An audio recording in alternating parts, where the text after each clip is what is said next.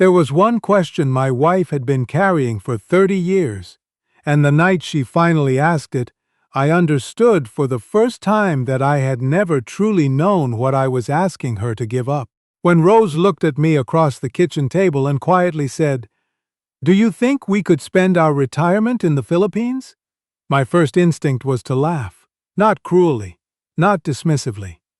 I laughed because I genuinely thought she was testing me. I thought she was making a point about the winter, about the heating bill, about the fact that we'd had 3 weeks of -20 weather, and the furnace had needed a repair we hadn't budgeted for. I laughed because we had a life here. A good one. A real one. Our son lived 40 minutes away in Burnaby. Our daughter and her husband had just bought a place in Coquitlam. We had a family doctor we'd been with for 16 years. I had my pension sorted, our RRSP finally looked the way it was supposed to look, and we had just, finally, paid off the mortgage on a house I'd spent 3 decades maintaining. Why would we leave?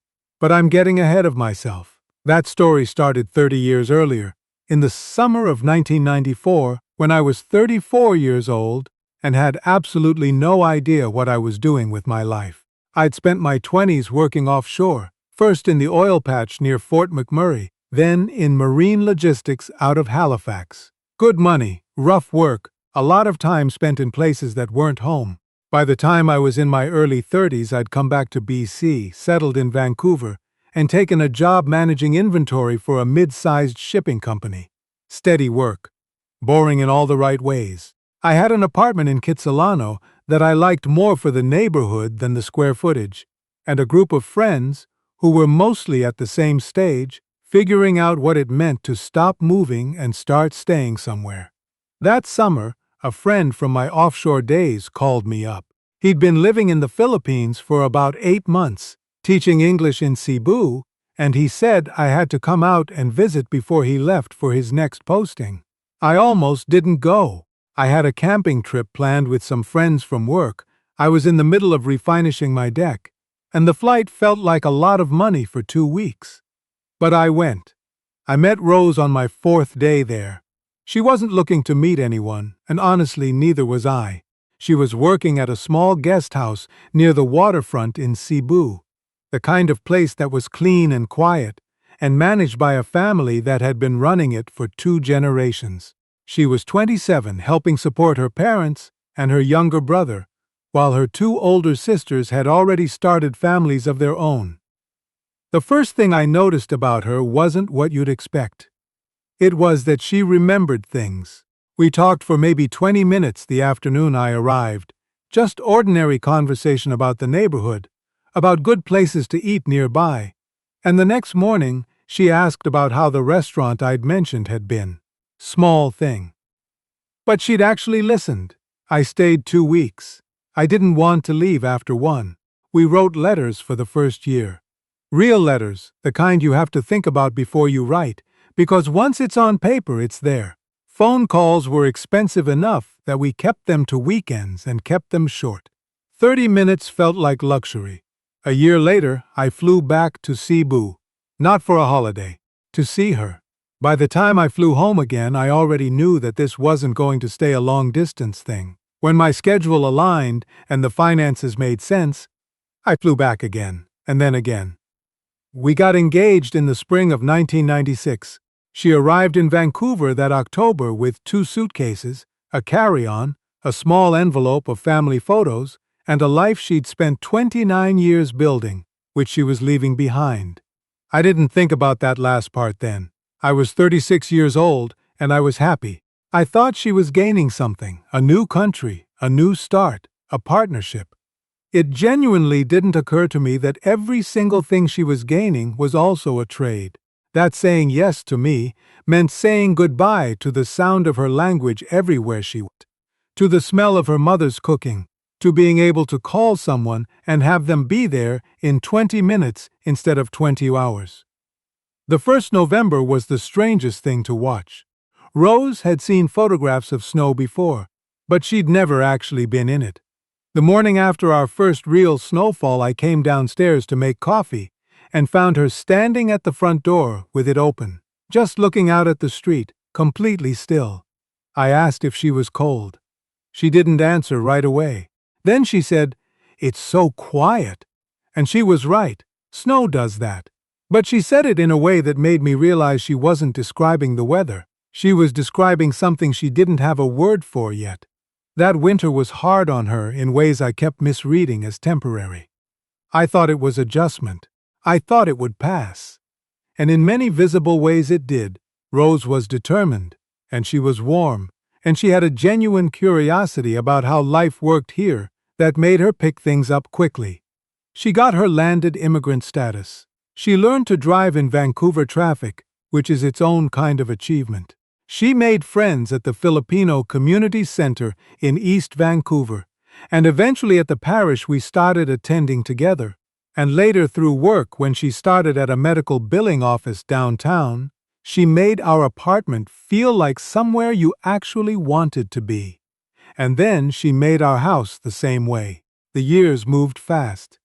We bought our first place in New Westminster in 1999, a split level that needed more work than either of us had predicted. Our son was born in 2001. Our daughter came along in 2003.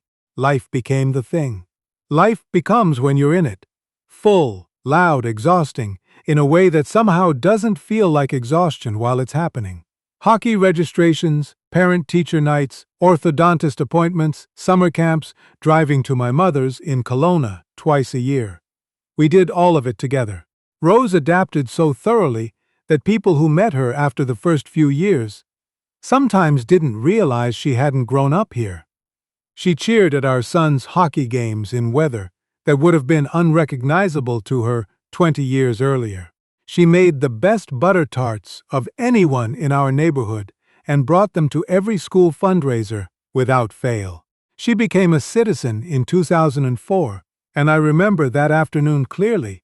She was composed through most of the ceremony, and then when it was done she cried in a way that wasn't entirely happy, and I put my arm around her and said the wrong thing, which was, "You're officially one of us now," and she smiled and nodded, but something in her expression told me I'd missed the point. What I didn't see, or more honestly, what I saw and didn't register, were the ways she never fully put the other life down. Every Sunday morning, before anyone else in the house was awake, she would call her family in Cebu. Sometimes I'd hear her laughing so hard from upstairs that I'd have to smile too. Other times I'd walk past the bedroom and find her sitting on the edge of the bed with the phone in her lap, not crying exactly, but with the particular stillness of someone who had just hung up after saying goodbye again. She always smiled when she saw me in the doorway. "I'm fine," she'd say. "I just missed them today." And I'd nod and believe her and go make breakfast. Every February, without fail, she would stand at the kitchen window in the mornings with her coffee and look out at whatever gray, frozen thing February had decided to offer us that year. I asked her once what she was thinking about. She said, "The light." I said, "What light? It's February." She laughed. "Exactly," she said. I thought she was making a joke about the weather.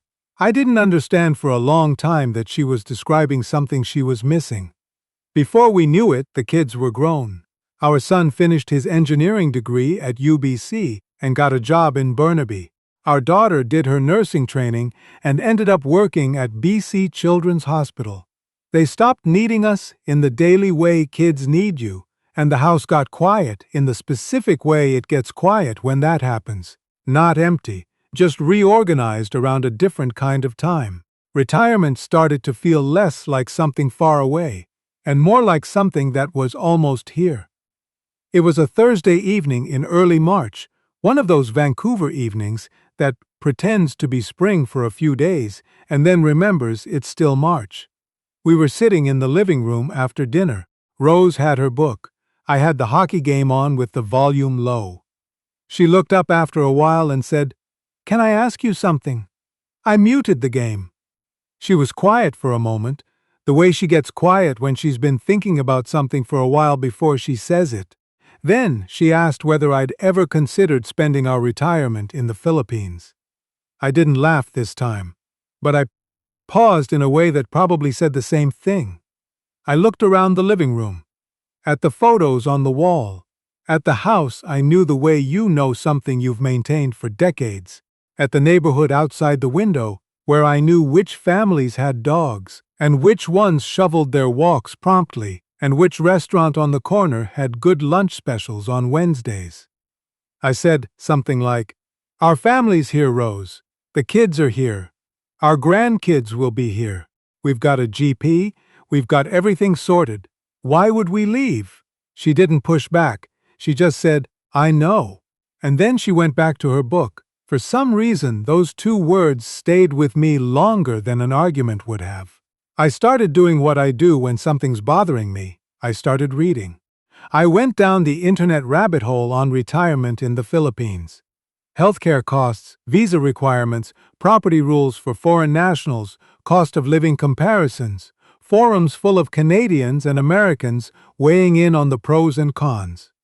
The more I read, the more I found reasons why it wouldn't work. The healthcare system wasn't what we were used to.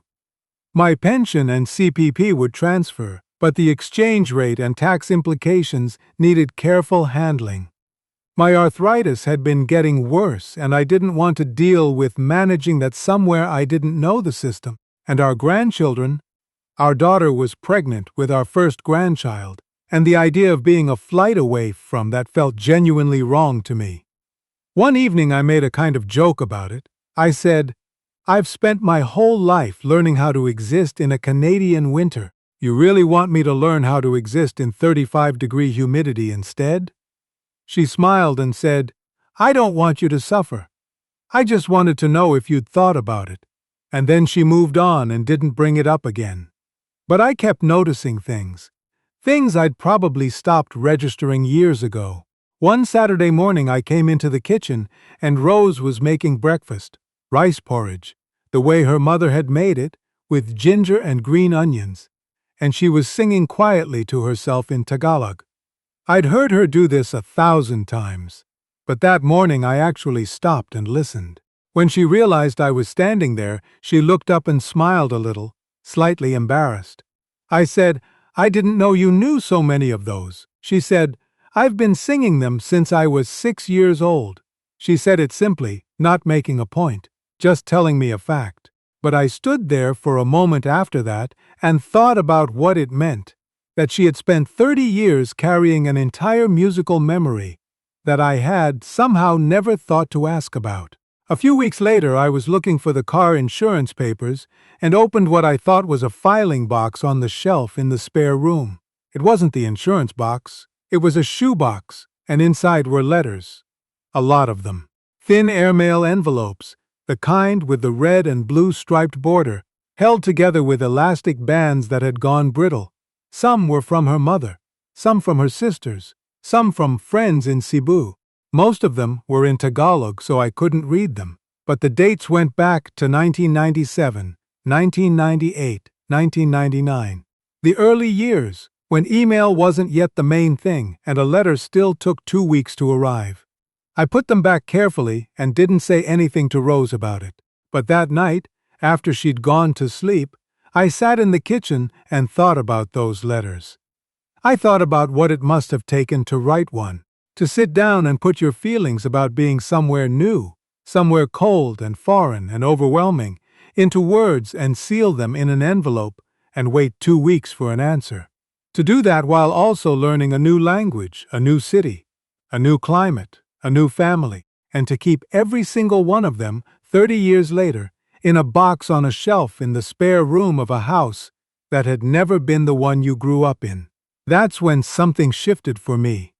I'd spent 30 years thinking of our life together as something we'd built. And we had, but I'd built it on land that was already mine. Rose had spent 30 years building it on ground that wasn't hers, learning the rules, adopting the calendar, celebrating the holidays, cheering at the sports, and she'd done all of it without once asking me whether I'd ever thought about what she'd traded to be here. I started paying attention differently after that. I noticed that every year on the anniversary of her mother's death, she went very quiet and spent part of the day looking at photographs on her phone, and I'd always interpreted it as grief which it was, but I hadn't understood that part of the grief was about being here instead of there. I noticed that she always cooked Filipino food for Christmas Eve, not instead of the Canadian things, but alongside them, and our kids had grown up thinking this was just what Christmas looked like, which it was, but I hadn't thought about what it meant to her to insist on that. I noticed that she knew the names and the latest news of her nieces and nephews and their children in Cebu the way I knew the hockey standings, automatically, because she kept track. She had been carrying two worlds inside her at once for 3 decades, and I had only ever been living in one. About a month after I found the letters, our daughter had the whole family over for Sunday dinner. The baby wasn't due for another 2 months, but she was already in full nesting mode, and the house smelled like roast chicken, and there were hockey highlights on the TV in the background, and our son and his girlfriend were arguing cheerfully about something to do with a road trip they were planning. It was the kind of afternoon you want to take a photograph of. Our son-in-law asked, at some point, whether we'd figured out what we were doing with retirement. I said we were going to stay close. Made sense. Family was here, grandchild coming, all of it. I was confident when I said it. I reached across and touched Rose's hand like we'd agreed on this together. She didn't argue, she smiled. But she didn't quite meet my eyes. On the drive home, we didn't talk much. After we got in and took off our coats, I found her standing at the kitchen sink, not doing anything, just standing. I asked if she was all right. She turned around. She wasn't upset. She just looked very, very tired, in a way that had nothing to do with the evening. She said, "I have never asked you to leave anything behind, not once in 30 years. I love your family. I love our children. I love our grandchild who isn't born yet." She stopped and took a breath. "When I came to Canada, I knew what I was choosing. I was choosing you, and I don't regret a single day of that. But I left my parents, David. I left my sisters. I missed my nephew's wedding because the flights were too expensive that year, and we just had the roof done. My mother died, and I couldn't get there in time." Her voice didn't break, it stayed steady, which somehow made it harder to hear. "I have spent 30 years making your country feel like home. I'm not asking you to do that. I'm just asking you to spend the rest of ours somewhere that already is home for me." I opened my mouth and nothing came out. Not because I didn't have words, because I suddenly understood, in a way I hadn't understood before, that I had been loved for 30 years by someone who had been far more generous with that love than I had ever stopped to notice. She hadn't been unhappy. She hadn't been suffering. She had been doing what she'd always done, carrying both things at once, and never once making me feel like I owed her for it. I didn't sleep well that night, or the next few nights. I thought about the box of letters. I thought about the Sunday morning phone calls. I thought about the way she'd said my mother died and I couldn't get there in time, so quietly, like it was just a fact she'd accepted. And maybe she had, but that didn't mean it hadn't cost her something I hadn't accounted for. A week or so later, I sat down at the kitchen table with my laptop and a notepad. I actually wrote things down on paper, which Rose teased me about, and I asked her if she wanted to sit with me. She said yes and made us both tea and sat down across from me, and I think she knew something had shifted, but she didn't say so. I told her I'd been thinking. I told her I still had real concerns. The healthcare situation, my arthritis, being away from our daughter when the baby came, the logistics of our pension and CPP in another country. I told her I wasn't going to pretend those things weren't complicated. She said, "I know they are." I said, "But I think I've been looking at the wrong question. I've been asking whether the Philippines makes sense for me. I never once asked whether Canada still made sense for both of us." She put her hands around her mug and looked at me for a moment. "What are you saying?" I said, "What if we didn't decide today? What if we went for a few months first? No commitment, no house, no shipping containers.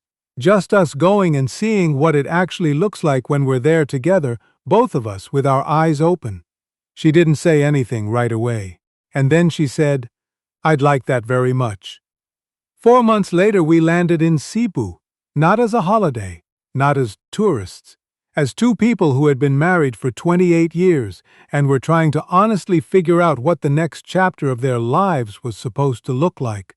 The first thing I noticed when we walked out of the airport wasn't the heat, though the heat was real and significant and immediately let me know it was not messing around. It was Rose. She walked through the arrivals hall and something in her changed. The way she held herself was different. Her shoulders dropped. She wasn't searching for the right words or compensating for anything. When her sister's husband came to meet us and started talking fast in Tagalog, she answered at the same speed without any effort, laughing at something before I'd even processed that a joke had been made. She wasn't translating.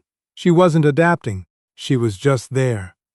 I realized very quickly that I was about to learn something that had nothing to do with the Philippines. We stayed in a small apartment near the Mabolo area, close to her older sister's family. The rhythm of the place was nothing like ours. I would wake early, I always do, and sit on the small balcony with my coffee, and instead of the particular gray quiet of a Vancouver morning, I'd hear the neighborhood come to life in layers. The roosters first, which I hadn't expected to find charming and did. Then the distant sound of a market, the smell of something being cooked somewhere nearby. People moved differently there. Not slower, exactly, but with less urgency about being somewhere else. Neighbors stopped to talk to each other in the street and actually meant it. It wasn't performance. It was just how things worked. Rose's older sister, Lita, had us over for lunch about a week in. I lost count of who was there. Rose's cousin and her husband, their 3 teenagers, 2 of Lita's neighbors, who appeared to also be some kind of family, a woman I was introduced to as a childhood friend, who had apparently heard we were in town and simply came over. There were dishes everywhere, rice and adobo, and something with coconut milk that I had 3 helpings of while pretending I was just being polite. Everyone talked at once. I understood about 1 word in 15. I kept getting handed things to try, and I watched Rose. She wasn't managing the room the way she sometimes did in Canada when Filipino and non-Filipino friends mixed, and she would quietly translate and bridge and make sure everyone felt included. She wasn't being a host. She was just a person among her people, finishing sentences, remembering stories, laughing at things that came from 30 years of shared history. For the first time, I understood, really understood, that she had a whole self I'd only ever seen partially, the way you can read every book review ever written about a book and still not understand it until you hold the actual thing in your hands. One evening, we walked through the neighborhood where she'd grown up. She showed me the elementary school, which was still there, smaller than I'd imagined it. We passed the house where her best friend from childhood had lived, now owned by someone else. The porch different, the garden different. An older woman came out from a house a few doors down, recognized Rose after what must have been decades, and took her by both hands and just held them for a moment before saying anything. Rose introduced me in English. The woman smiled at me and said something to Rose that made Rose laugh and turn slightly pink. I asked later what she'd said. Rose told me, "She said you have kind eyes. She said she can see why I chose you." I didn't have an answer for that. We sat outside that night after the sun went down, in the warm dark, and I could hear music from somewhere of streets over, a karaoke machine doing something to a song I vaguely recognized. The air smelled like rain that hadn't arrived yet. Rose leaned back in her chair and closed her eyes for a moment and just breathed. And I thought about what it must feel like to be in a body that finally recognizes the air it's breathing. Here's what I learned in those months that I couldn't have learned from a forum or a retirement planning website. My pension and CPP, converted at current exchange rates, went significantly further there than they did at home. We were comfortable in a way that we hadn't quite been in Vancouver, where comfortable and careful had always meant the same thing. The healthcare question was more nuanced than either extreme had suggested.